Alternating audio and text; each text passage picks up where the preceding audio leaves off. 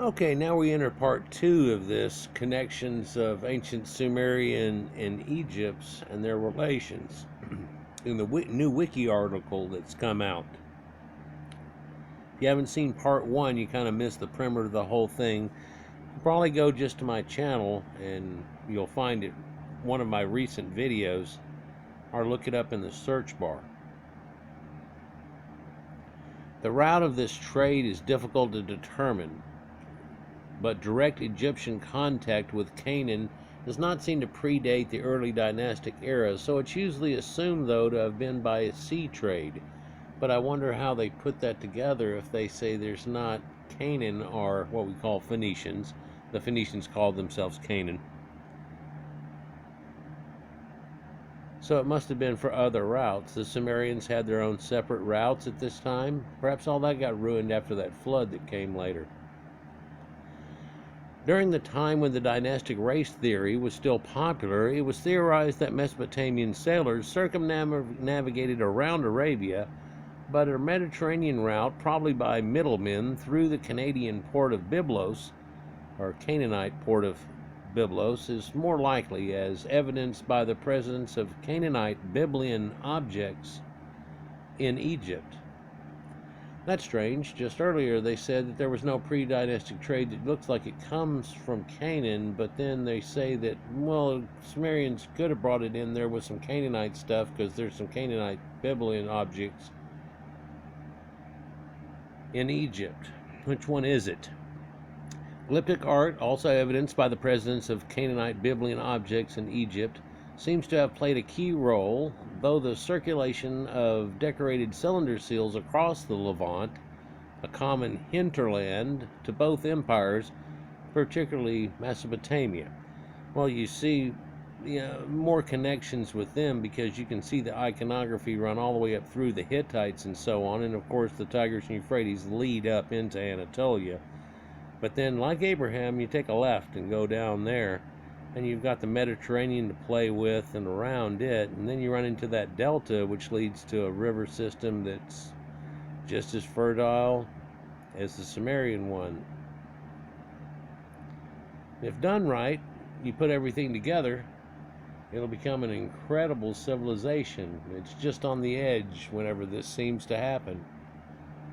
It seems to be one of the main things that puts it over the edge, gives them the ability, whether you want to believe that they came in and right then and during a generation that it happens, or if it has to go on for a couple of generations, one of these takes over one of these cultures, like the Nakata culture, and takes it from there and puts the two together, that apparently they want to believe had never been put together before, and that's the only difference. No, that's not the only difference, but it made it an empire. It made it much larger. It wasn't these people living off this river. It was, it's one of the longest rivers in the world, and the part that they hold of it is not the length of it all, but it's the fertile area of it. It's quite huge if you just went in square miles of it and pulled it back out from there. The intensity of the exchanges suggests, however, that the contacts between Egypt and Mesopotamia were often direct, rather than merely through the middleman or through trade. Uruk had been known colonial outposts that they had as far as Habura Kabira in modern Syria, ensuring their presence in the Levant. Numerous Uruk cylinder seals have also been uncovered there. There have been suggestions that Uruk may have had an outpost in a form of satellite site or colonial presence in northern Egypt and the site of Buto. Buto, see if it'll show it here, but it's down in the delta. Well, not a picture of it here, but it's down in the delta, and they've actually been doing a pre-dynastic dig in there right now. I'm waiting for some information about. In particular, it was suggested it was Buto, but it has been rejected as possible candidate. The fact that so many Gurzian sites are the mouths of the wadis or rivers which lead to the Red Sea may indicate some amount of trade via the Red Sea, though Biblian trade potentially could have crossed across the Sinai also and then been taken to the Red Sea. Also, it is considered unlikely that something as complicated as recessed panel architecture could have worked its way into Egypt just by proxy, and at least a small contingent of Mesopotamian migrants is often suspected. Now, whether you want to say there was a couple of hundred of them, there were 200 fallen angels in the Bible that showed up over there, whether there was 2,000, 20,000, how many people were grouped up there? Well, they weren't grouped up real well just yet. That comes into being and then all works as one. All these little pistons get together and they become a V8. Damn thing hauls ass. But you got to get them all hooked up together so they work in concert. It's the thing they somewhat were missing. Just like Mesopotamia was missing it until something kicked it off. A little bit before this. These early contexts probably acted as a sort of catalyst for the development of Egyptian culture, particularly in respect to the inception of writing, they say. There's beads of lapis lazuli we're looking at, an armor palette, Egyptian statuette made of lapis lazuli. This material is thought to have been imported directly through Mesopotamia from Afghanistan. It's in the Ashmolean Museum. That's they're in Oxford, England. Cool looking little place. Got a lot of nice stuff right there. You can also see Egyptian necklace and pendant using lapis lazuli, they say here, imported from Afghanistan, possibly by Mesopotamian traders. Naqada II, circa 3500 BC, British Museum. We're going to take a closer look at this. There's that little pendant piece. And so you can see lapis lazuli all in here, and then crystals doing this part. Quite often this one right here will be something special, and they make a whole necklace around it. And like you would do, they go a certain amount of them left and right, and then change a color and do a certain amount, and then change a color and do a certain amount, and change a color and a certain amount, and change a color. Sometimes this is real symbolic too, or the amount of them, and so on. The importance of local Egyptian developments. Where there is clear evidence that the Naqada II culture borrowed abundantly from Mesopotamia, the most commonly held view today is that many of the achievements of the later First Dynasty were the result of a long period of indigenous culture and political development. Well, yeah, but it all worked together. Such developments are much older than the Naqada II period, and the Naqada II period had a large degree of continuity with Naqada I period, and the changes which did happen during the Naqada periods happened over significant amounts of time. Listen, I'm not saying that these people were dumb and were just throwing seeds in a field and then the flood would come and they'd all run like chickens with their head cut off, and then these guys showed up with a plow and everything and whipped their ass into shape. And no, it didn't work really that way. They already had the farming thing going on. It came with a package at 7000 BC. They already had that going on. They just didn't have the full infrastructure of a government. And in fact, it proved that they had something that perhaps, like America came out and they said, we're going to do this new thing, and pow, look how it went. Well, they did this same thing where they stepped out of Sumerian and go, we're going to drop that bullshit and come up with our own, and put that together with some of the stuff that they have endemic here from both these civilizations and work it all into one and make our own little pantheon, but it's going to mimic yours. But in doing so, we're going to make our own little thing, and then it's going to pop like popcorn, and it's going to run a little easier somehow because all that BS was taken out of the situation. Though there are many examples of Mesopotamian influence in Egypt in the 4th millennium BC, the reverse is not necessarily true. There are no traces of Egyptian influence in Mesopotamia at any time. Only very few Egyptian Naqada period objects have been found beyond Egypt and generally in its vicinity, such as the rare Naqada II Egyptian cosmetic palette in the shape of a fish at the end of the 4th millennium BC, which was found in Ascalon or Gaza. That's where we think of as Palestine today. And so you can see this tang type of fish here that's a a palette. Well, it looks like a fish on this side. I believe the other side has that dip into it where you would turn it fish side down and then crush your makeup in there for around your eyes and so on. So the development of writing and how that's connected. It's generally thought that the Egyptian hieroglyphs came into existence a little after the Sumerian script did, and probably were invented under the influence of the latter, and that it's probable that the general idea of expressing words of a language in writing was brought to Egypt from Sumerian Mesopotamia. The two writing systems are in fact quite similar in their initial stages, relying heavily on pictographic forms and then evolving a parallel system for the expression of phonetic sounds.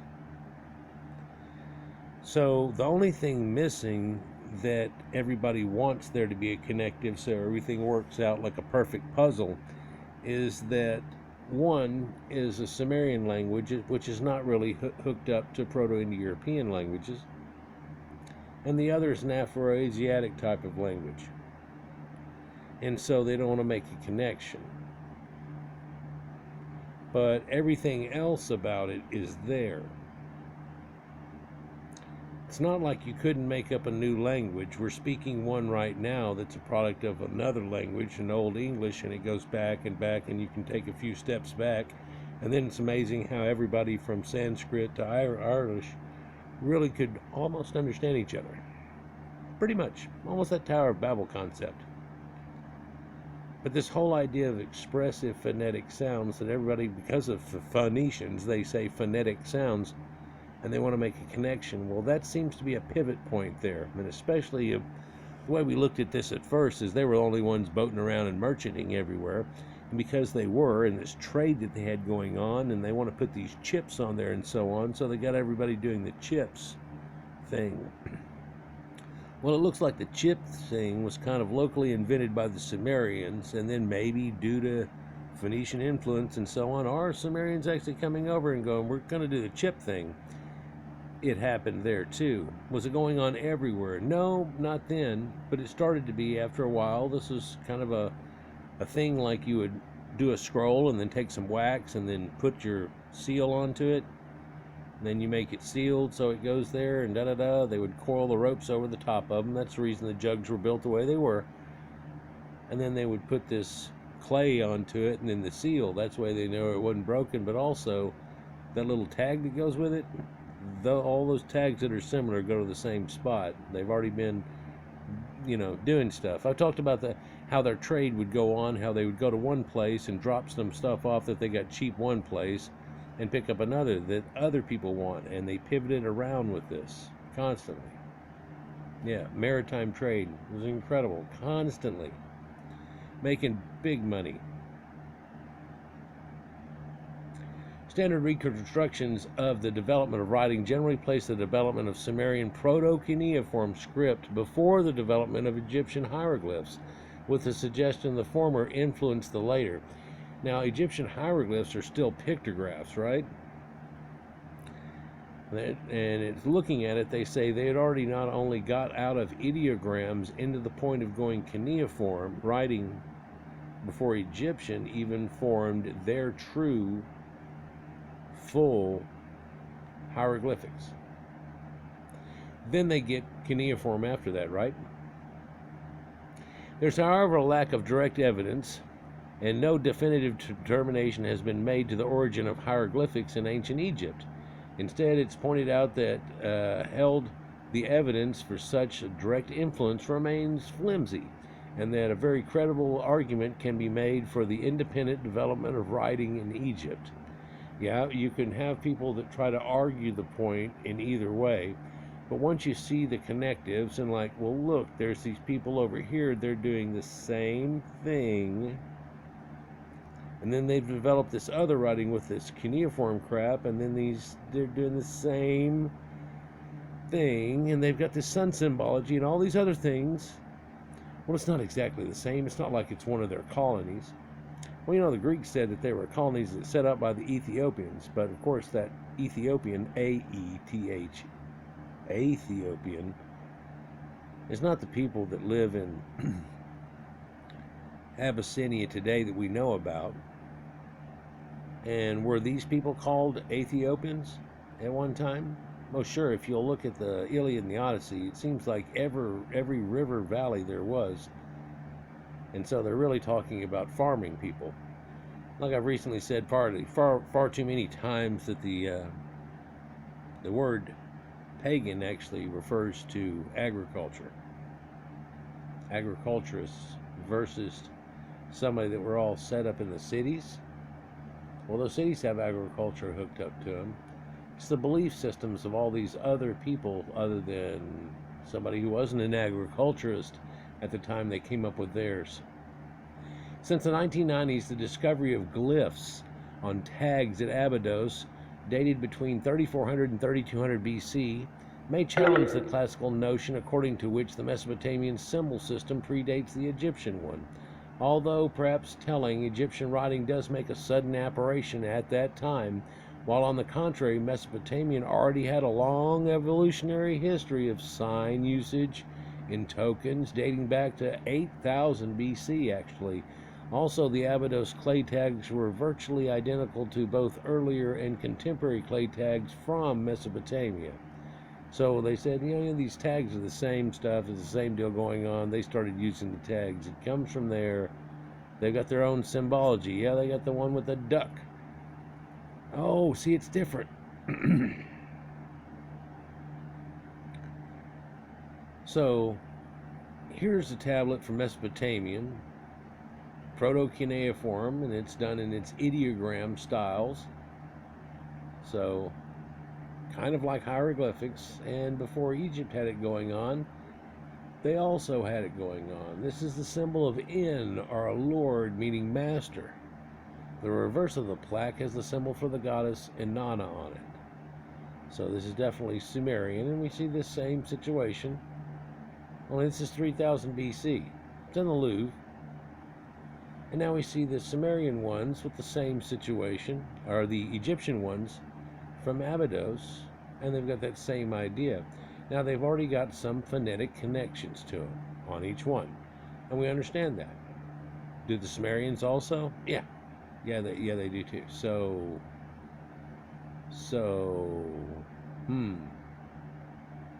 So here's the labels with some of the earliest Egyptian hieroglyphs whatsoever from the tomb of the Egyptian king Menes of 3200 to 3000 BC in the proto-dynastic, before any mummification and all that stuff's going on here.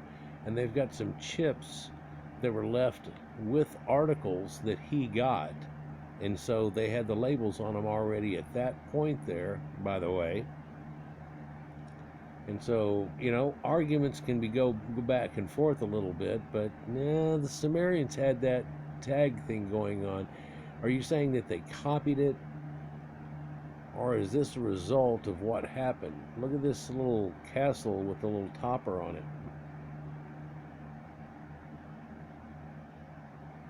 The art's not real good in any of this, is it? Here's a little closer look up at that one spot. There's a Din gear symbol, which is a god, goddess. But this is mainly pictographs that are here. Offerings and so on going on. This is pictographs, and this is all scratched, but leaving only that one part scratched. That's pretty wicked. That's pretty neat. Also, does anybody notice the trident right here, huh? What? It's the triad symbol. It's right there. I'm not going to go off. So we're about to look into genetics, and the connections of genetics are pretty telling. I want you to notice what they say here. It talks about ancient and modern populations. Now it's different. This is the compilation of the two pretty much, but they're saying that the Egyptians, who's related to them? Well, these people that used to be all in the Levant area, where are they at now? All here in Western Europe. We'll get into that a little bit better. There's that Narmer palette again. So all of these little Chad ticks that go along with that. So this Near Eastern genetic affinity of ancient mummies. A 2017 study of the mitochondrial DNA composition of Egyptian mummies has shown a high level of affinity with the DNA of populations of northwestern Asia. If you click on northwestern Asia, it'll take you to some place like Yakutsk up in Siberia. That's not what they're talking about. Northwestern Asia is basically Anatolia, the Caucasus Mountains, and that form leading into Europe. The study was made on mummies of Abu Sir el Melek near El Fayum, which is inhabited from at least 3250 BC until 700 CE.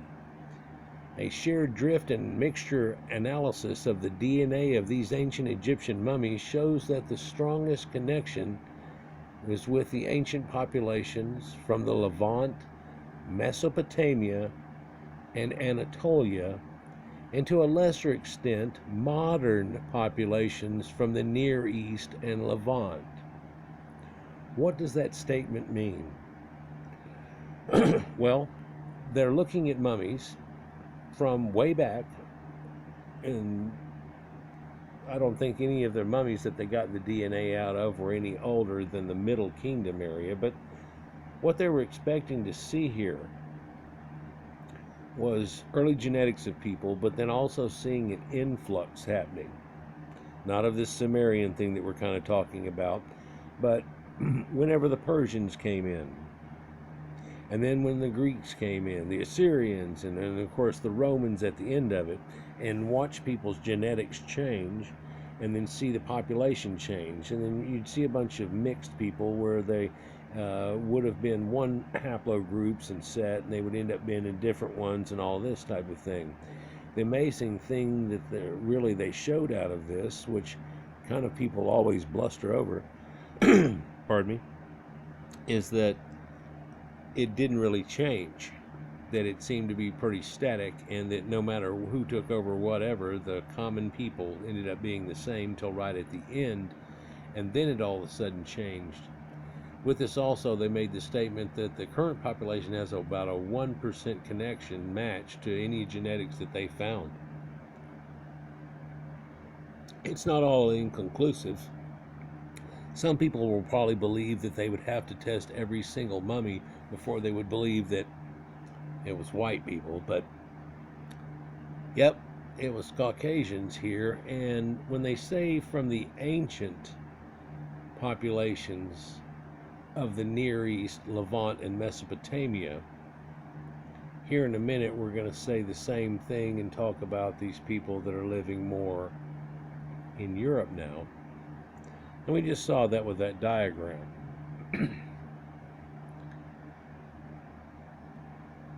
So to a lesser extent, modern populations in the area, but they've still got a lot of genetics that are connected to it too.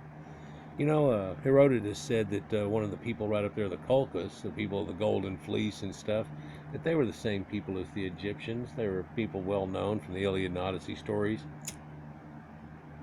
And there's a lot of that genetics left. But of course, one thing that happened over many of things that happened was the Turkish invasion, which would have been something different. But that genetic still shows up to modern day. In particular, the study finds that the ancient Egyptians are most closely related to Neolithic and Bronze Age samples from the Levant, as well as Neolithic Anatolian and European populations. What? What does that mean? Well, the ancient Egyptians that they're looking at seem to be the same Caucasian people from Anatolia and southern Europe during the Bronze Age and stuff, the heralds of civilization that had all the animals and all the stuff too. It's the same people. It's not anything woo. Same people. Overall, the mummy study were closely genetically related to Near Eastern people than the modern Egyptian population, which today has a greater proportion of genes coming from sub-Saharan Africa, which arrived after the Roman period, than it did in the pre-dynastic era, Bronze Age, or even Iron Age. The data suggest a high level of genetic interaction with the Near East since ancient times, probably going back to prehistoric Egypt. In other words, where did it all come from? Well, some of the genetics were already endemic Caucasians that were already living there.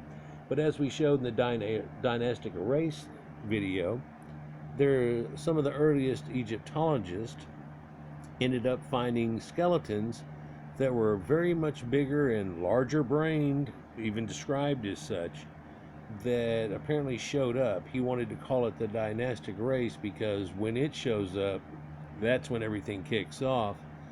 But also there was an endemic Mediterranean type people that were there. And then there was another influx of people, which of course were these farmers. And in doing so, that got a blend going on with the endemic people that were already there. They were Caucasians. Caucasians are endemic from, well, Cro-Magnon man was running around North Africa. They've found sites of them and so on. And if you want to go back as far as Jebel el-Irud says Homo sapiens is in a cave there at 315,000 years. In comparative wise towards other people, it really shows you something shocking. But let's continue here.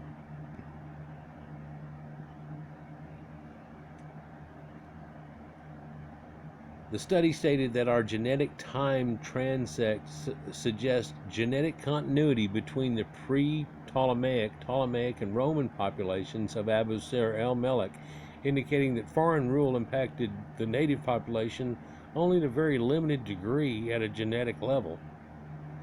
So what are they saying there? Well, that's what I said before. Even though they got invaded with everybody all the way through to Ptolemaic or the Roman period, the people that were still living there in Egypt at that time are really not related to the people that are currently there now as much, let's just say. And there is some still of the genetics that have been found, and it's mainly in the Coptic population. After this early period of exchange, Egyptian influence on Mesopotamian art. There's a little flippy here, check it out. After this early period of exchange and the direct introduction of Mesopotamian components in Egyptian culture, Egypt soon started to assert its own style from the early dynastic period of 3150 to 2686 BC, the Narmer palette being seen as a turning point.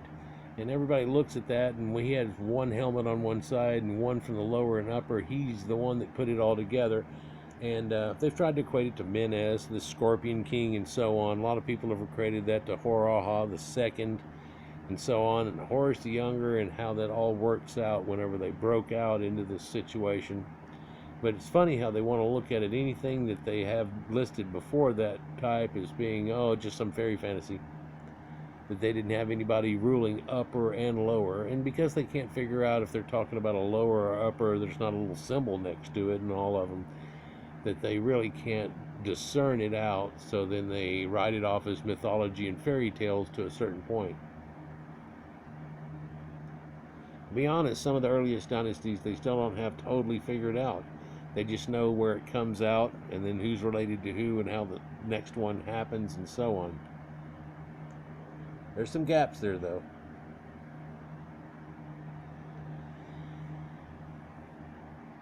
And this Narmer palette here that we're talking about, which always seems to be a real kicker in the whole situation, well, there's art that's shown on that palette there that everybody says, well, that's a Sumerian iconography straight up. On one side of that thing, the whole thing looks like an arrowhead, by the way. Egypt seems to have provided some artistic feedback to Mesopotamia at the same time of early dynastic period of Mesopotamia from 2900 to 2334. This is especially true with the case with the royal iconography. The figure of the king smiting his enemy with a mace and the depiction of dead enemies being eaten by birds of prey appear in Egypt from the time of the Narmer palette, and were then adopted centuries later by the Mesopotamian rulers of Eannatum and Sargon of Akkad. This depiction appears to be part of an artistic system to promote hegemonistic kingship, so it basically is a king symbol, right? Another example is the usage of a decorated mace heads as a symbol of kingship, like this scepter that we talked about that's really a weapon.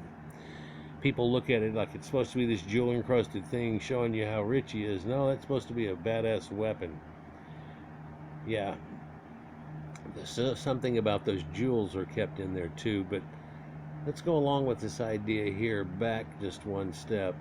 So there really isn't much seen that goes the other way from Egypt to Mesopotamia, but there's been a few things that are noticed here. But what he's talking about is this king's smiting pose, and then dead enemies being eaten by birds of prey. If you've been with me long enough, you realize that back in the ancient of days, the people that came down used to put up their bodies on dais and let the birds eat them. In fact, a lot of the Egyptian iconography, whenever it happened, they have a big war happens, they tell you it's too many for the birds to eat. They killed them all. They always prowess in the idea, but they put that iconography out there. But back one step two to that king smiting pose. I've told a lot of people of this, and I see it echoed now, and a few people state it out right when they see it. But when you see him in that pose, that's on that armor palette, and forever on in Egyptian iconography, that is actually the pose of Orion the hunter. It's that smiting pose, and you can actually line that little pose up, and yeah, that's Orion. Arion the hunter. There's also a possibility that the depictions of Mesopotamian king with a muscular, naked upper body fighting his enemies in quadrangular posture is seen in the stele of Naram Sin, or statues of Gudea, all circa 2000 BC, and they were derived from Egyptian sculpture, which at that time had already been through its golden age during the Old Kingdom, which got ruined whenever a volcano hit and collapsed the early dynastic period and come out of that. But there's a lot of statues back then that you can see they made people out of wood when they still had wood. It wasn't as hard a thing to import, and they'd made their Ba and Ka statues out of wood, like they made the coffins out of wood and so on. And there's symbology that goes along with that, and sycamore trees and yew trees that are used to make elves and used to make bows and stuff with. But we look at this stele of Naram Sin, and it's somewhat telling because there's a victory stele you can see here, and if you look at this guy, it looks like a Viking on his helmet here. I know it's a little picture, and he's climbing the great mountain, and then there's some gods up there at top. A lot of people have said that, hey, this is that twisted idea where they were trying to build a mountain or Babel up to heaven, and then the whole thing came down and God said da-da-da. Well, that's not what this ballad's telling you about. But let's look at this statue of Gudea for a second here, for Gudea of Lagash. Let's see if it'll show a picture here with Gudea of Lagash. Really? Seriously?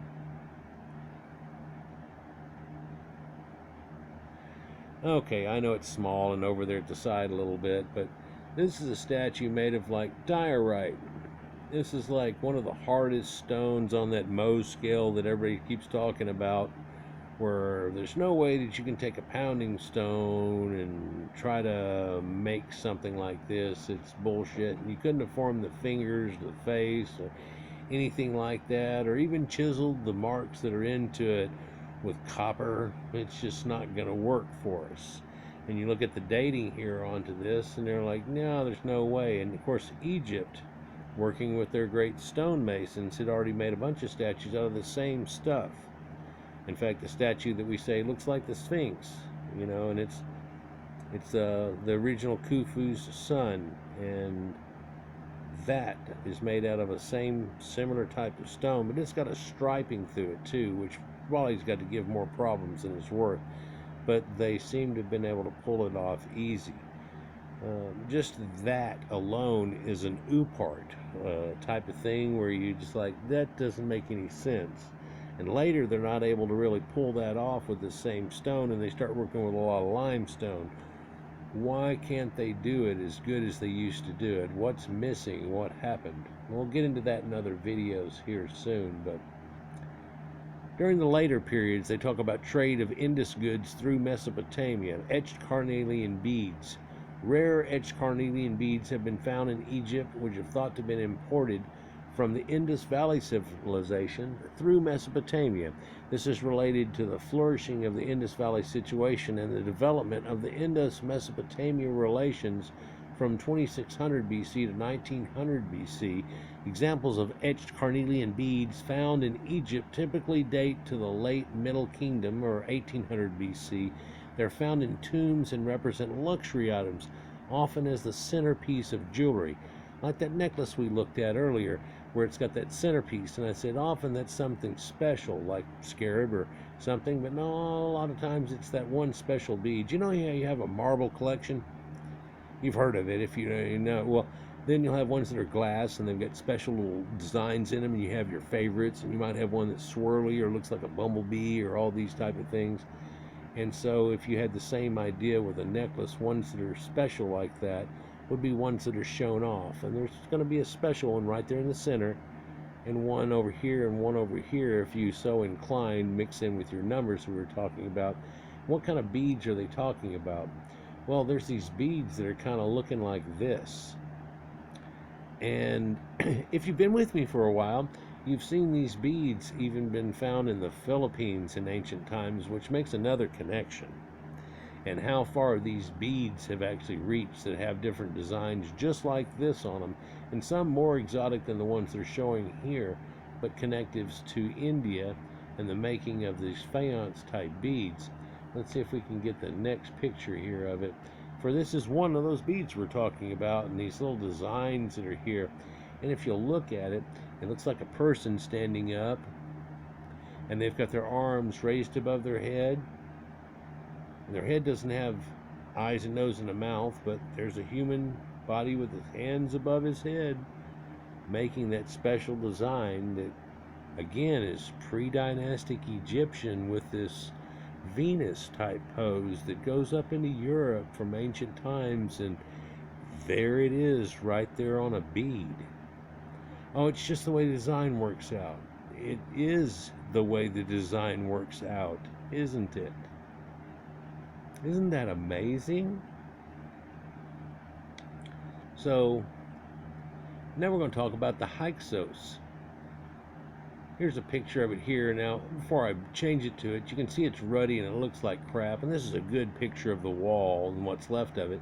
And they started cleaning around this guy, and you can see that. But then they were told to leave it alone because it looks like they started rubbing some of the paint off and so on. And he probably was just working at it with a paintbrush with nothing on it, just trying to dust the crap off. A lot of times when they do that, it'll start taking some soot and things off. They're like, or they go around everything. They do it special ways. But this is an artist's representation of the way it would have looked. And so you can see these Hyksos guys, Indo-Europeans, if you will, coming in.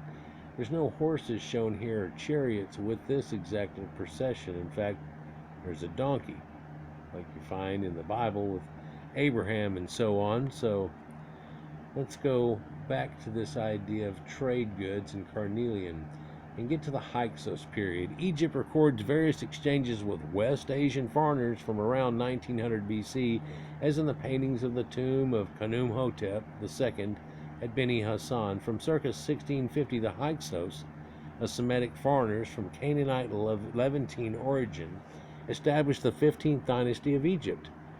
Between 1650 and 1550, based at the city of Avaris. There's a connection to the Avars that go along with that and why you would name that city, but that's for another video.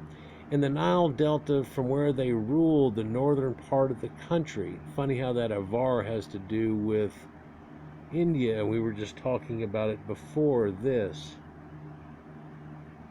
They ruled down near the Delta, or what you'd call the northern part of the country.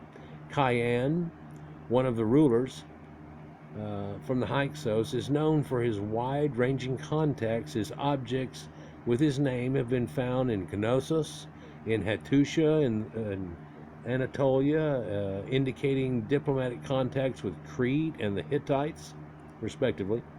And a sphinx with his name was bought in the art market at Baghdad, and might demonstrate diplomatic contacts with the Mesopotamian states of Assyria and Babylon, possibly with the first Kassite ruler known as Gandash.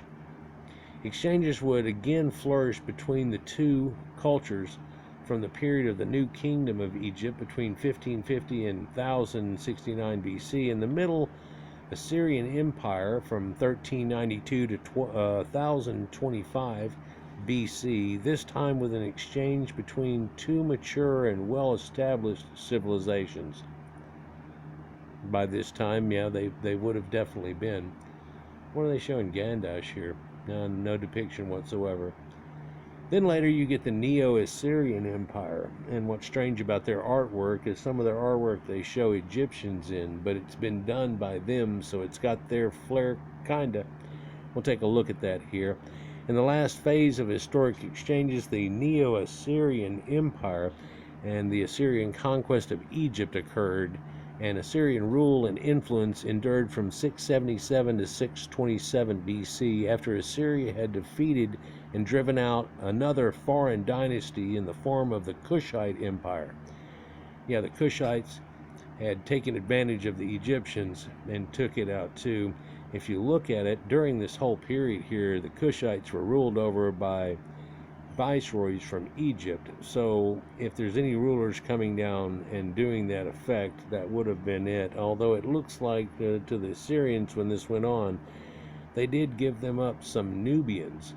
It's the reason they always have this conflagration and confusion, whether it was the Nubian dynasty and so on. But oh, by the way, the Nubians aren't really kin to the Khoisan in any way, or the West African sub-Saharan primitives that were there. It's really not. They didn't even really know Egypt existed or anything. So various artifacts depicting Egyptian pharaohs, deities, or persons having been found in Nimrud and dated to the Neo-Assyrian period in the 9th to 7th centuries BC. So let's take a look at this real quick. I believe this is in order. So what looks kind of strange about this is it's one of those rolled out cylinder seals. But if you look, it's been carved out in an Egyptian manner, as the god Khnum on the left, what it looks like Osiris in the middle, perhaps, and on the right is Horus. Only if you look on the left or the right of the picture here, what you're looking at is the Syrian cuneiform. Yeah, so kind of odd there, but then there's that connection again. Here's that depiction of Assyrian depictions of Egyptians. And here we can see that winged sun disk, but it's done in a different way a little bit. Not much different. You can see that later in Mithra and so on too. It's just variations of a theme. But the dual hat of Egypt on these Egyptians, I don't know what they would have looked like to them at that time. And this is carved out of ivory, and it's turning dark in places. A lot of times you get ivory gets old and burnt or something and will look terrible, like this one, but you can still make it out. And they're wearing their wig set here. You can see how it's all plaited in. But also, if we look on top, we can see that Celtic swirl that we actually see from the Minoans and all kinds of different civilizations. Greeks. Yeah, it's quite often the header in a lot of places, and would have been in Syria sometimes too.